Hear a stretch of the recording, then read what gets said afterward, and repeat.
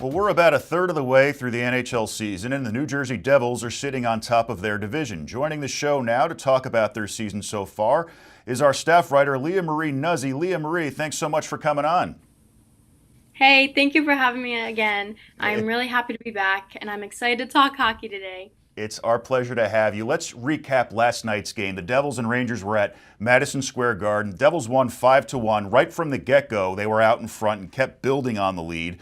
The Rangers have been in a spiral. They've lost 6 of their last 7. Talk to me about what went right for the Devils and what went wrong for the Rangers. Honestly, it was such a great night for the Devils. I mean, winning 5-1 to the New York Rangers, it just at Madison Square Garden, it's extremely impressive. And I think what really went right for the Devils was that they had Markstrom in net. He's young, he's fresh. His save percentage has been fantastic. The Devils' penalty kill was so great last night, despite the little penalties that they received. And they fought so hard every second of the game, so I really think they took that to their advantage.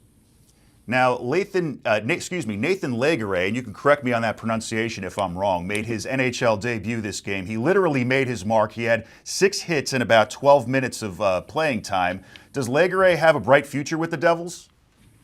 I would say so. I mean, making his debut at an away game, it's impressive, and he instantly filled the role that they required and wanted him to fill.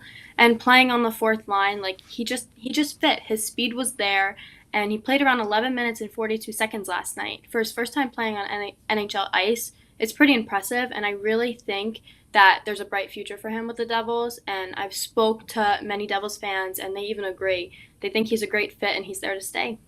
It was a good first impression, I have to say. Now, a lot of individual milestones have been hit so far this season. Timo Meier notched his 200th assist and his 400th point recently. But I want to talk about who you mentioned before, the goalie, Jacob Markstrom, who recently played in his 500th career game. How much of an impact has he had in his first year with the team? Right. I mean, he's made such an impact, and I mean, we all really love him, and we know that he's great.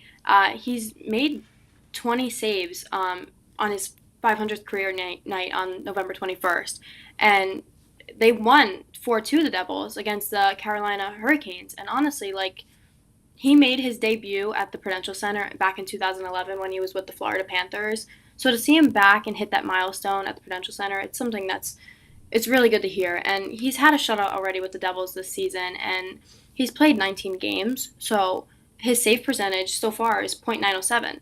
And last night he had a save percentage of .975. That's really good. It is fantastic. And Nico Hischier got his first career hat trick against the Predators recently, a huge accomplishment as the team's captain. Hischier seems to be scoring a lot this year compared to years past. He's among the league leaders in goals. This is his 8th season in the NHL. Is his approach different this year? Right. I mean, I think he's come out a lot more stronger. Every year he proves his strength and his mobility to perform his best. And like you said, the hat trick, I witnessed it live. It was amazing. And he's always been the kind of player that wants to lead his team to victory. And I think each year he gets more fascinating to watch. So we know he's well equipped, and he just brought so much more power this year. I mean, he's been one of the best players so far this season out of the whole league. I'm excited. I'm actually interviewing him our next show, so we'll see how that goes. Now, last question. The Devils take on the Seattle Kraken at Prudential Center this Friday. They'll be matching up for the first time this season. Seattle's been kind of streaky this year, but how do the Devils have to approach this game if they want to come away with the victory? Right. So right now the Kraken have a record of 11-13-1, and the Devils are at 17-9-2. So they obviously have a significant advantage of they've also played more games. But I really think coming off of how well they played last night, if they stick to that, I think they'll have no problem beating the Kraken. I mean, the Kraken have lost their last 3 games, and they play the Carolina Hurricanes today. That's a tough matchup. I mean, sometimes the Devils have even struggled playing them. So far, we beat them not that long ago. But the Devils are first in the Metropolitan Division, and the Seattle Kraken are 7th in the Pacific. So you see there's a little bit of a difference there. Yeah, the Devils have some good momentum in their favor as of now. We'll see how it goes. LiaMarie, thanks so much for taking the time this morning. Thank you for having me. It's always a pleasure. Our pleasure. Head over to onnj.com for the latest news and sports anytime.